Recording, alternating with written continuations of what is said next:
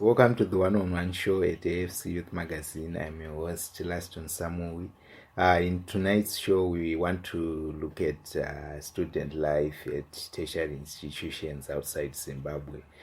You would recall that in our earlier episodes, in one of them, we featured students at tertiary institutions in Zimbabwe, those who are at AFC Youth Ministries from our youth fellowship. So tonight we want to go abroad and we want to look at how our fellow youth members are managing from those who are studying abroad. So to do so, do we have important guests, two of them, a lady and a gentleman. I have Lalelani Moyo, who is studying in India, and Sister Thandiwe Nyamhanza, she's in Costa Rica.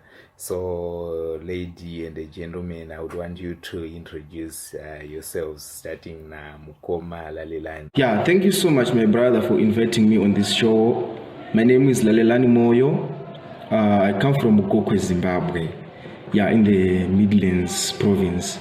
But currently, I'm studying in India at a university called AP Goyo Shimla University, which is located in the Himachal Pradesh state. I want to thank you so much for inviting me on this show. It has been long without meeting youth from my church. It has been long without talking about the goodness of God with the people from my church. Yes, and the place where I am, I was happy when I came because I found that African guys who were here, they created a Christian fellowship on which we come together to pray. So, but nasindiri kufara kuti ndasangana nemi nekuimba yekwamugodi ndinokutenda imukoma. Thandiwe Nyamhanza, ndinopindira kuBait Bridge, ndiri mwana weAFC kamugodi. Pari zvino ndiri kuCosta Rica, ndiri kuita agricultural sciences degree, ndiri pa8th University. Much for your time, guys. I appreciate your time. Kuti muge muchishare nesu your experiences. It will go a long way. Zvinotibatsira nekuti inspire, and I hope in this episode tichadzidza zvakawanda from what you are experiencing. I mean, like for example, for you, Mukoma Lalelani, how is it like? Because zvatinoona mumovie, I think India is one of my religious countries. Are multi-cultural. Yeah, about being a Christian in India. In munzvimbo yandiri nini kustate kwandiri, like they respect multicultural society. It's a multicultural society. They respect different religions, because in a state yandiri kune ma Muslims, kune ma Hinduism, kune ma Buddhism, kune ma Christians, and different religions. So if you want people to respect you, if you come in a country like India, if you want people to respect you and respect your religion, respect their religion also.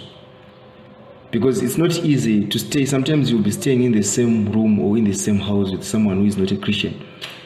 So it's not easy. But for you to be respected, for your religion to be respected, for you not to face troubles, you need to respect their religion. And if you do that, but people from other states, people from other parts of India, they say, oh, to be a Christian is very dangerous. Christians are being killed. I think even you see news, sometimes Christians are being killed in India. Their properties are being vandalized and stuff. But in a state yandira ndisati ndambosangana nazo, ndinongozvionerawo panews. Asi ndinoti, wherever you are, if you want people to respect you, you need to respect them also. So for us to gain respect, we respect them and they respect us. So that's the thing, that's the way of life, and that's the thing which happens here. So I want to encourage everyone, wherever you are, kuti basa raMwari ngariende mberi, basa raMwari ngarirambe, ngatirambe tiri kunamata, nokuti taapa mazuva ekupedzisira and the signs and symptoms. Yeah, life in general, we are trying to manage. Although we know that we're in this COVID-19 era, it is so difficult, possibly ngouri unochingofunga kuti handingabatiri coronavirus. Asi Mwari vari kutichengeta, because we are trying to follow the rules and the regulations of the country. Tinopfekawo mamask, maintaining social distancing, avoiding unnecessary movement, using these sanitizers. So we are well protected by God's grace.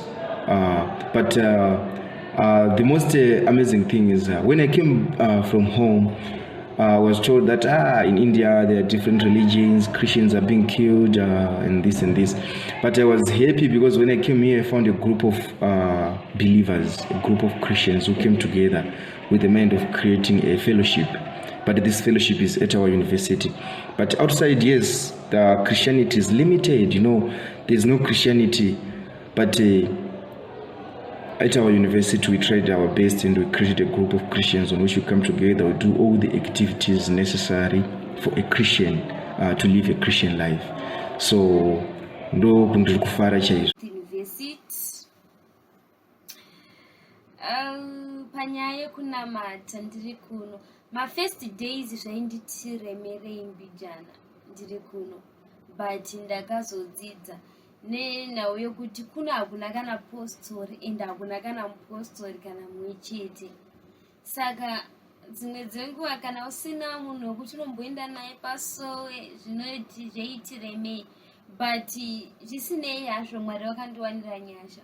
Machechi ariko yes mapinda kosi, but dzidziso yandakarerwa mairi nedzidziso inoonekwa kuno zvakati siyanei. Saka ndakaona zvakandiringanira ndikazvishumirira ndiri muimba yangu ndichimbobuda. Ndine nzvimbo yandakanogadzira, ndakanotsvaga kasoi kangu. Saka ndinenge ikoko ndichimbonamata nguva zhinji. Ndine ndichinamata ndiri koko madhiza ndiri free, ndoenda kumasowe ndombonamata ndodzoka. Ndine vamwewo dzimwe hama, some of my friends vakauya kanditi iwewe wai unombofambisa sei, waiwo chidai. Tinoda kuitawo sewe. So ndakatanga kuvaudza ukuru hwaMwari. Vanhu vaya vakakura kuti havazivi zvinhu chinonzi Mwari ndiani, havazivi kuti Jesu ndiani. Saka ndaitanga navo kubvira pekutanga ndichivaudza kuti Genesis 1:1. Saka ndinotenda kuti Mwari vakatibatsira ende ndinofara nekuti those people, they are now encouraging me. Thandiwe say let's go and pray. Hande kuya kwakatudza tinonamata. They are not Africans but vakadecide kuva vaKristu.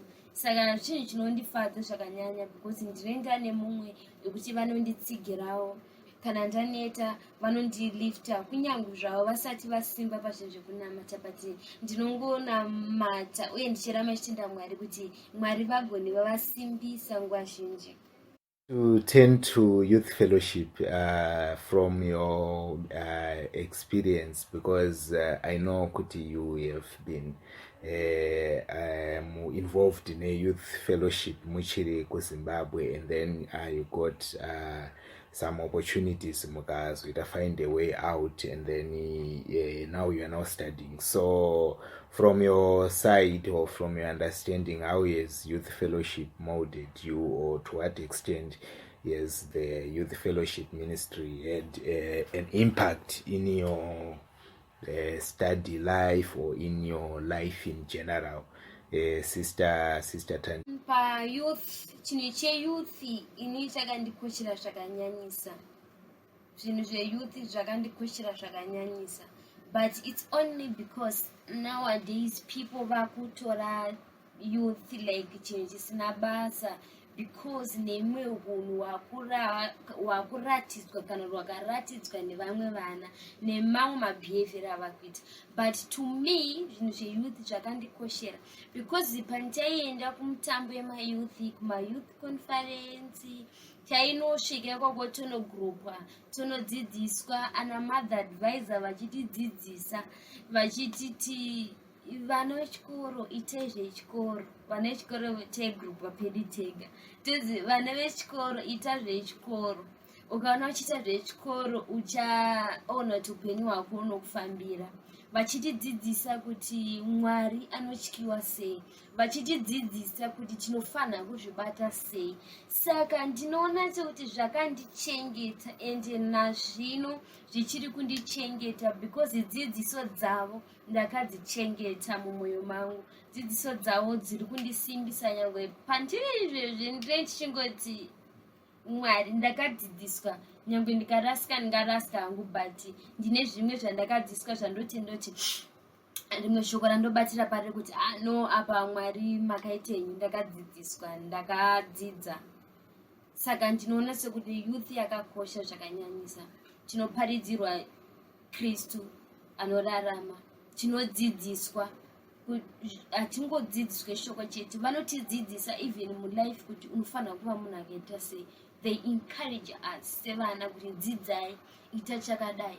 Vasiri kuenda kuchikoro vanoudzwa kuti itai mabhizinesi akadai. So kwandiri it's like a sort of blessing.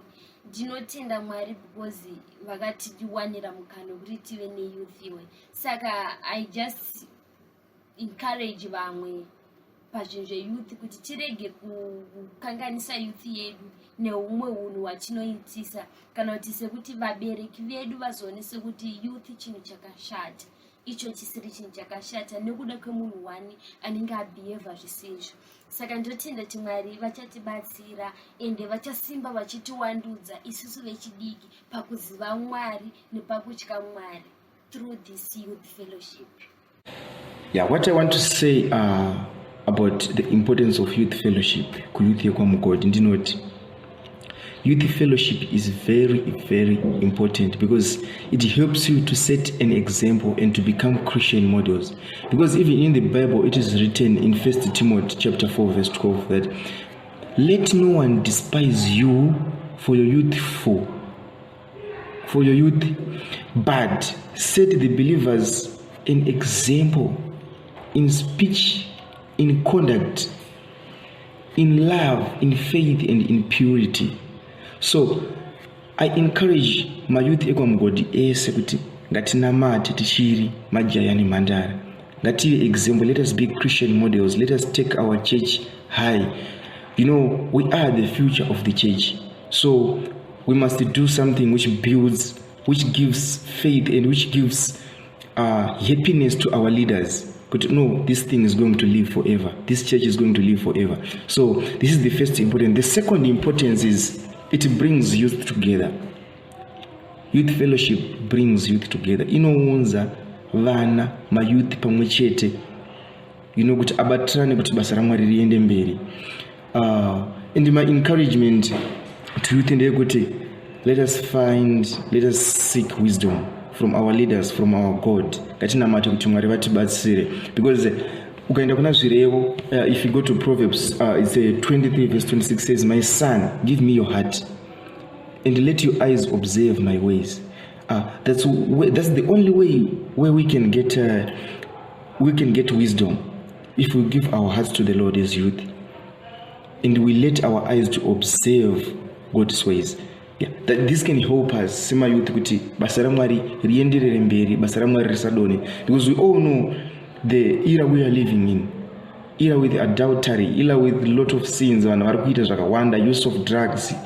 That is great to hear, and I think that will go a long way kusimudzira vamwe and your path yamuri kufollow nekurambira pane zvinhu zvaMwari. It's not easy, and I really appreciate zvamunoita, because zvinotondiinspirewo kuti ukange uri pane munhu asiri kukuona uchirambira uri pakunamata and uchikwanisa kuudzwa kuti kuna Mwari, it's really something chino inspire vanhu vakawanda.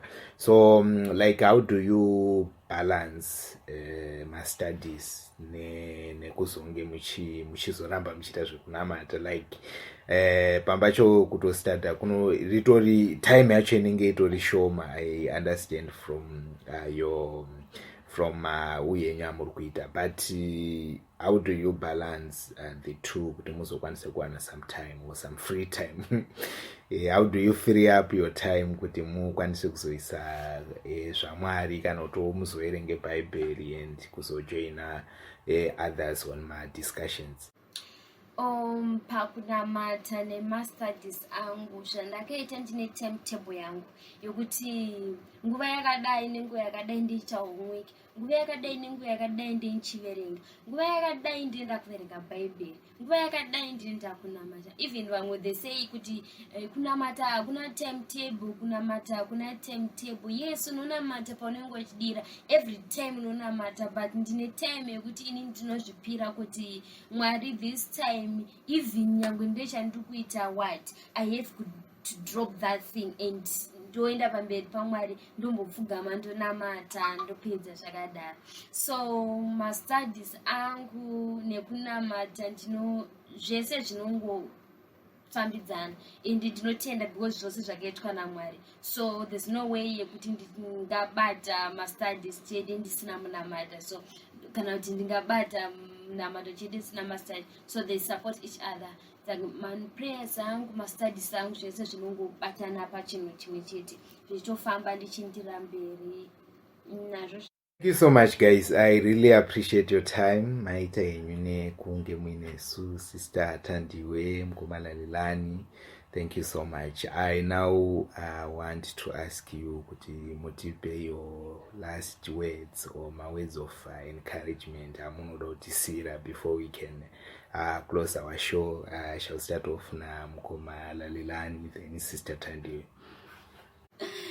My last words to you guys, vana veyouth, vasikana, vakomana, vana mukomo vangu, vana sisi vangu, ndezvekuti ngatityei Mwari, tirambire paukuru hwaMwari, ende nguva dzedu zhinji tirambe tichitenda Mwari. Unhu hwedu ngaupupure Kristu. Kwatiri nometa tine vabereki, nometa tiri kusina vabereki, ngatingopupurei Kristu pese patiri, ende ngatitry by all means kuti tisapote zvinhu zveyouth.